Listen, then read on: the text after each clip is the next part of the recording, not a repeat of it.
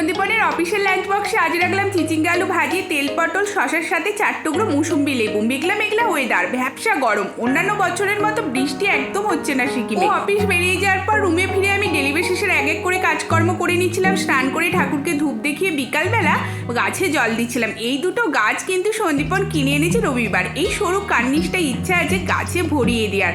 প্রথমে দুটো গাছ দিয়ে স্টার্ট করলাম, দেখা যাক কতটা গাছের যত্ন নিয়ে এখানে রাখতে পারি। নেক্সট দিনের সব সবজিগুলো কেটে রেখে রেডি হয়ে বেরিয়েছিলাম একটুখানি হাঁটতে। বাড়ি ফেরার সময় চিকেন নিয়ে বাড়ি ফিরলাম। সন্ধ্যেবেলা সন্দীপনও ফিরে পড়েছিল, ততক্ষণে চা, পাঁপড় ভাজা, মুড়ি বিস্কুটের সাথে খাওয়া দাওয়া করে নেওয়ার পরে দুজনে মিলে বানাচ্ছিলাম চিকেন। এই টমেটোটাকে কিন্তু পুড়িয়ে নিলে স্মোকি ফ্লেভারটা চিকেনের টেস্ট পুরো পাল্টে দেয়।